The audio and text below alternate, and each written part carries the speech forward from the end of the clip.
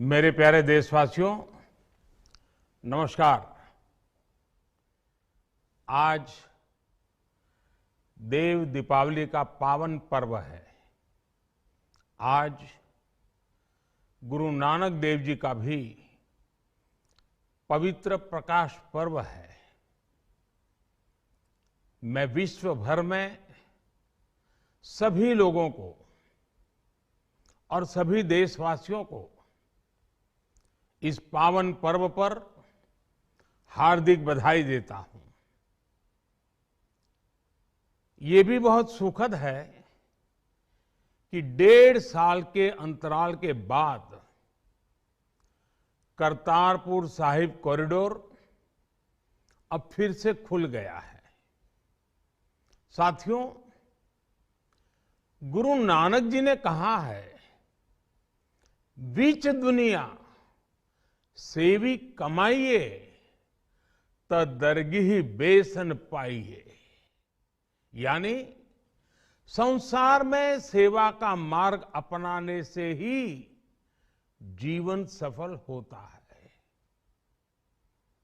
हमारी सरकार इसी सेवा भावना के साथ देशवासियों का जीवन आसान बनाने में जुटी है।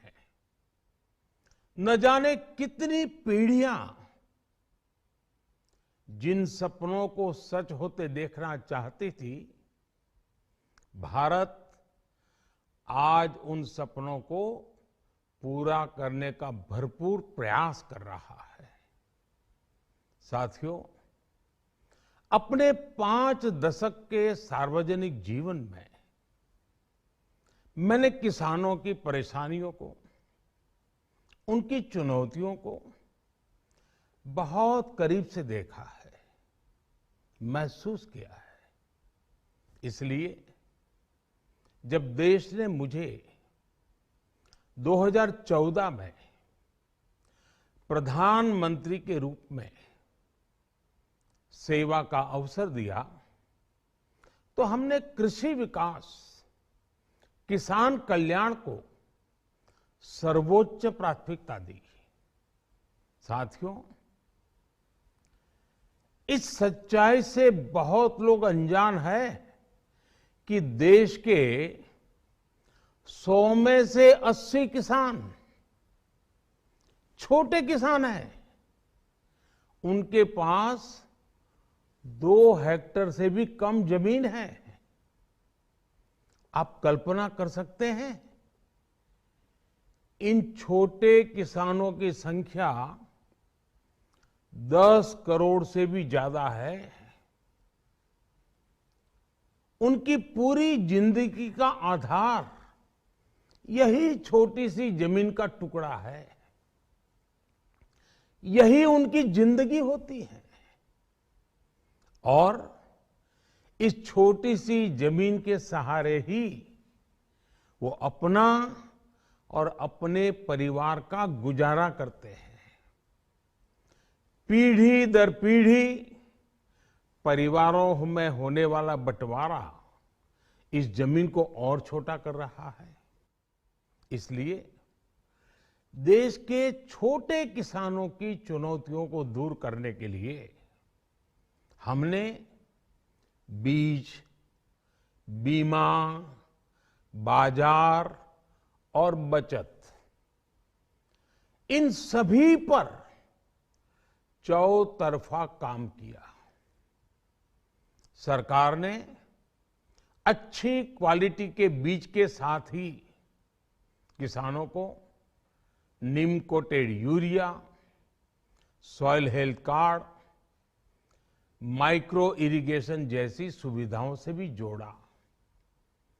हमने 22 करोड़ सॉइल हेल्थ कार्ड किसानों को दिए और इस वैज्ञानिक अभियान के कारण एग्रीकल्चर प्रोडक्शन भी बढ़ा।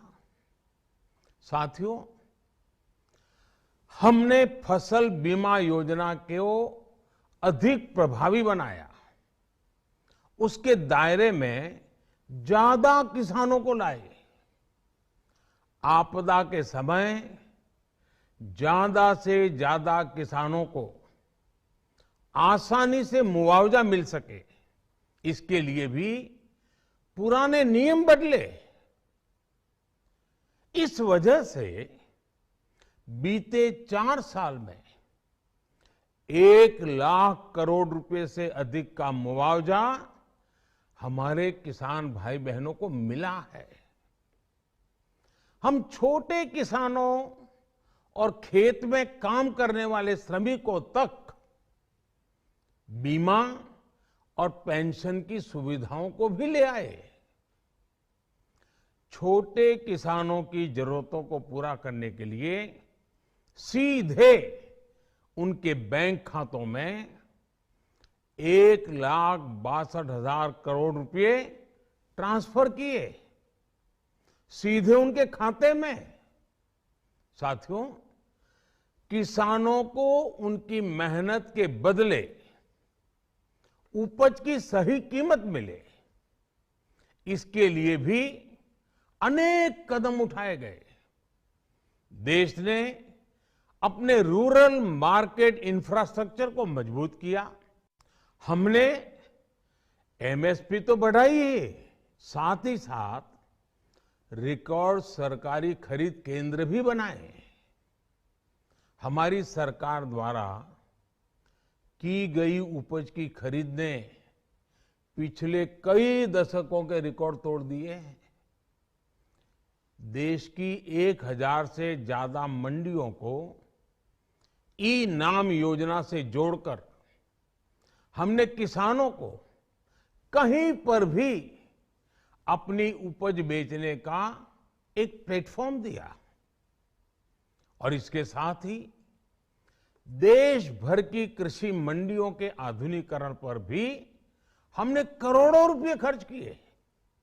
साथियों, आज केंद्र सरकार का कृषि बजट पहले के मुकाबले 5 गुना बढ़ गया है। हर वर्ष 1.25 लाख करोड़ रुपए से अधिक कृषि पर खर्च किए जा रहे हैं। 1 लाख करोड़ रुपए के एग्रीकल्चर इंफ्रास्ट्रक्चर फंड के माध्यम से गांव और खेत के नजदीक भंडारण, इसकी व्यवस्था, कृषि उपकरण जैसी अनेक सुविधाओं का विस्तार, ये सारी बातें तेजी से हो रही है। छोटे किसानों की ताकत बढ़ाने के लिए 10,000 एफपीओ किसान उत्पादक संगठन बनाने का अभियान भी जारी है। इस पर भी करीब 7,000 करोड़ रुपए खर्च किए जा रहे हैं। माइक्रो इरिगेशन फंड के आवंटन को भी 2 गुना करके 10,000 करोड़ रुपए कर दिया गया है। हमने क्रॉप लोन भी 2 गुना कर दिया, तो इस वर्ष 16 लाख करोड़ रुपए हो जाएगा। अब पशुपालकों को मछली पालन से जुड़े हमारे किसानों को भी किसान क्रेडिट कार्ड का लाभ मिलना शुरू हो गया है। यानी हमारी सरकार किसानों के हित में हर संभव कदम उठा रही है, लगातार एक के बाद एक नए कदम उठाती जा रही है। किसानों की आर्थिक स्थिति सुधरे, उनकी सामाजिक स्थिति मजबूत हो, इसके लिए पूरी ईमानदारी से काम कर रही है। साथियों, किसानों की स्थिति को सुधारने की इसी महाअभियान में देश में 3 कृषि कानून लाए गए थे। मकसद ये था कि देश के किसानों को, खासकर छोटे किसानों को और ताकत मिले, उन्हें अपनी उपज की सही कीमत और उपज बेचने के लिए ज्यादा से ज्यादा विकल्प मिले। बरसों से ये मांग देश के किसान, देश के कृषि विशेषज्ञ, देश के कृषि अर्थशास्त्री, देश के किसान संगठन लगातार कर रहे थे। पहले भी कई सरकारों ने इस पर मंथन भी किया था। इस बार भी संसद में चर्चा हुई, मंथन हुआ और ये कानून लाए गए। देश के कोने कोने में कोटि कोटि किसानों ने, अनेक किसान संगठनों ने इसका स्वागत किया, समर्थन किया। मैं आज उन सभी का बहुत बहुत आभारी हूं, धन्यवाद करना चाहता हूं। साथियों, हमारी सरकार किसानों के कल्याण के लिए, खासकर छोटे किसानों के कल्याण के लिए, देश के कृषि जगत के हित में, देश के हित में, गांव गरीब के उज्जवल भविष्य के लिए पूरी सत्यनिष्ठा से, किसानों के प्रति पूर्ण समर्पण भाव से, नेक नियत से ये कानून लेकर आई थी। लेकिन इतनी पवित्र बात, पूर्ण रूप से शुद्ध किसानों के हित की बात, हम अपने प्रयासों के बावजूद कुछ किसानों को समझा नहीं पाए। भले ही किसानों का एक वर्ग ही विरोध कर रहा था, लेकिन फिर भी ये हमारे लिए महत्वपूर्ण था। कृषि अर्थशास्त्रियों ने, वैज्ञानिकों ने, प्रगतिशील किसानों ने भी उन्हें कृषि कानूनों के महत्व को समझाने का भरपूर प्रयास भी किया। हम पूरी विनम्रता से, खुले मन से उन्हें समझाते रहे। अनेक माध्यमों से व्यक्तिगत और सामूहिक बातचीत भी लगातार होती रही। हमने किसानों की बातों को, उनके तर्क को समझने में भी कोई कोर कसर बाकी नहीं छोड़ी। कानून के जिन प्रावधानों पर उन्हें ऐतराज था, सरकार उन्हें बदलने के लिए भी तैयार हो गई। 2 साल तक हमने इन कानूनों को सस्पेंड करने का भी प्रस्ताव दिया। इसी दौरान ये विषय माननीय सर्वोच्च न्यायालय के पास भी चला गया। ये सारी बातें देश के सामने है, इसलिए मैं इनके अधिक विस्तार में नहीं जाऊंगा। साथियों, मैं आज देशवासियों से क्षमा मांगते हुए सच्चे मन से और पवित्र हृदय से कहना चाहता हूं कि शायद हमारी तपस्या में ही कोई कमी रही होगी, जिसके कारण दिए के प्रकाश जैसा सत्य कुछ किसान भाइयों को हम समझा नहीं पाए। आज गुरु नानक देव जी का पवित्र प्रकाश पर्व है। ये समय किसी को भी दोष देने का नहीं है।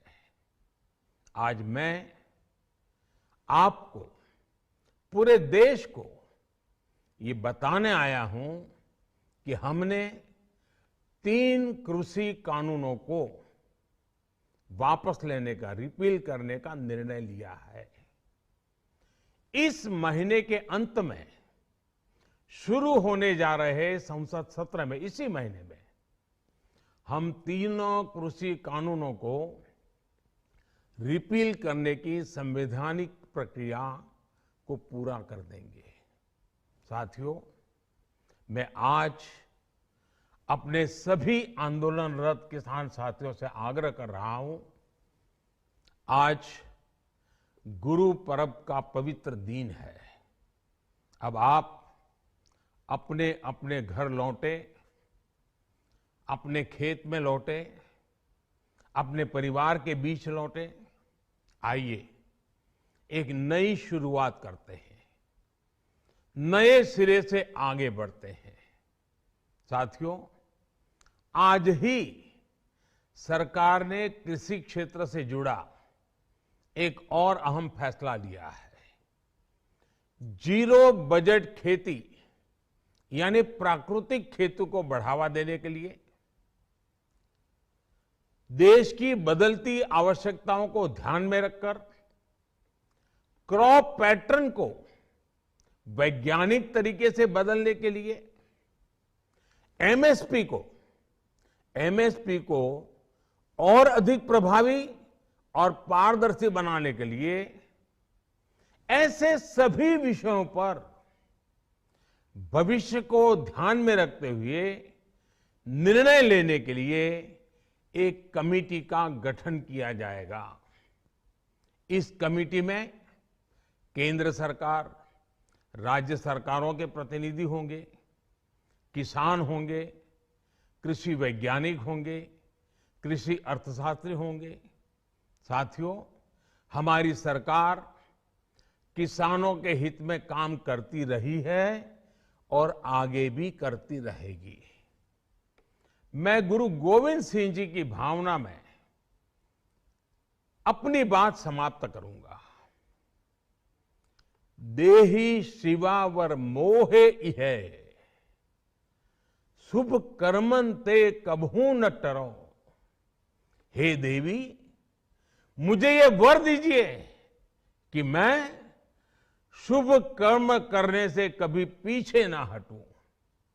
जो किया किसानों के लिए किया, जो कर रहा हूं देश के लिए कर रहा हूं। आप सभी के आशीर्वाद से मैंने मेहनत में पहले भी कोई कमी नहीं की थी। आज मैं आपको विश्वास दिलाता हूं कि अब और ज्यादा मेहनत करूंगा ताकि आपके सपने साकार हो सके, देश के सपने साकार हो सके। आपका बहुत बहुत धन्यवाद। नमस्कार।